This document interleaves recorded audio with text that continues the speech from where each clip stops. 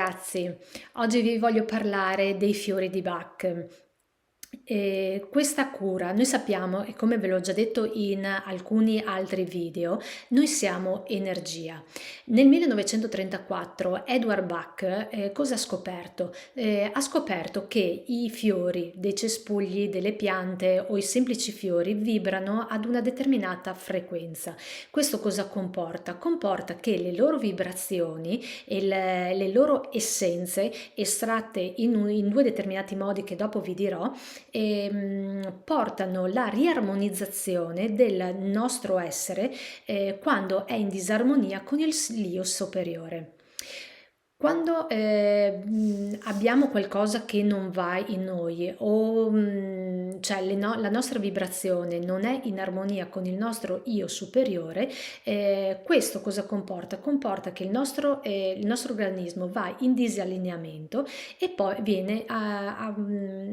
e compare la malattia. Infatti, la salute che cos'è? La salute è quando l'uomo vibra in maniera sincrona, in maniera univoca con il proprio io superiore. Quando abbiamo o per delle nostre mancanze che però ci tiriamo dietro da quando siamo piccoli, da quando eravamo piccoli, oppure quindi un'eredità di una vita intera, oppure dall'ambiente che ci circonda. Cosa succede? Succede che i nostri stati d'animo che non sono allineati con la nostra anima portano a un disequilibrio che sfocia nella malattia. Bach ha scoperto un'altra cosa, ha scoperto che i fiori principalmente vengono colti nella tarda primavera, poco prima che cadano, quindi quando hanno la massima fioritura.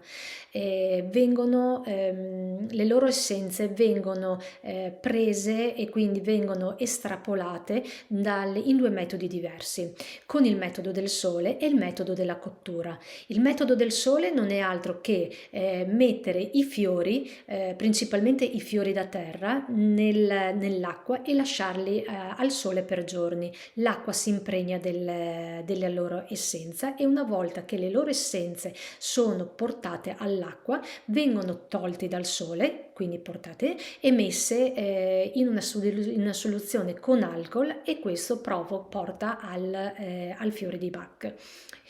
Per quanto riguarda invece il metodo della cottura, non è altro che un metodo dove il fiore, sempre preso nella sua massima esplosione, diciamo, prima della caduta, e vengono presi soprattutto quelli fiori degli alberi, dei cespugli, degli arbusti, vengono fatti cuocere nell'acqua. Nel momento in cui l'acqua assorbe le essenze dei fiori, viene messo in boccette tendenzialmente scure, perché non devono essere protette dalla luce del sole e dall'ambiente esterno, vengono messe in soluzione alcolica, fatte agitare più volte, e questo porta al fiore di Bach e quindi alla preparazione. Cos'altro dire? La guarigione con i fiori, Edward Bach cosa ha visto? Ha visto che innanzitutto possono essere messi nell'acqua, ma principalmente vanno messi sotto la lingua. Questo perché? Perché vanno direttamente in circolo. C'è un approccio spirituale di questa terapia di Bach. Questo perché? Perché mentre che è una terapia diversa rispetto per esempio all'omeopatia, perché mentre l'omeopatia si basa sugli aspetti di similitudine, invece i fiori di Bach vanno a vedere e vanno ad agire proprio nel sintomo, a curare il sintomo. Il processo è semplice e naturale, si svolge con la prosecuzione della cura per determinate settimane, di solito sono da 4 a 6 settimane, e il fiore lo collega alla sostanza portante,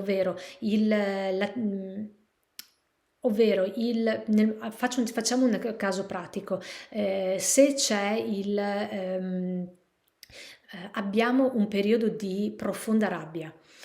Questa rabbia che non sappiamo da dove deriva, probabilmente ce la portiamo da tempo, probabilmente è anche l'ambiente circostante. Uno dei fiori per la rabbia è lo scleranthus. Lo scleranthus è un fiore che va a curare direttamente la rabbia senza andare a vedere il motivo, lo cura direttamente e porta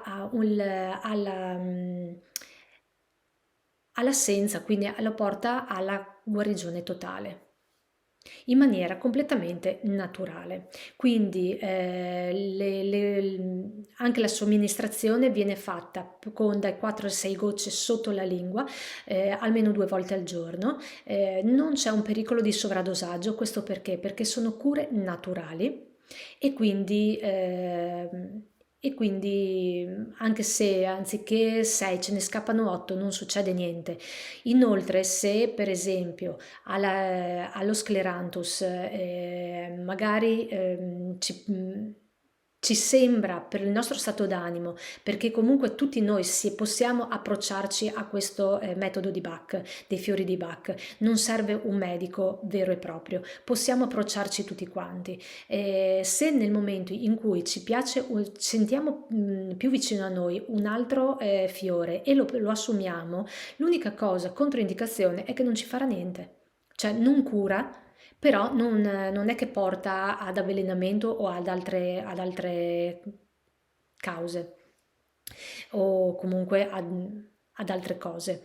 Un'altra cosa è importante, vi voglio dire, sono 38 i fiori di Bach e possono essere usate sia per noi che per i nostri amici a quattro zampe.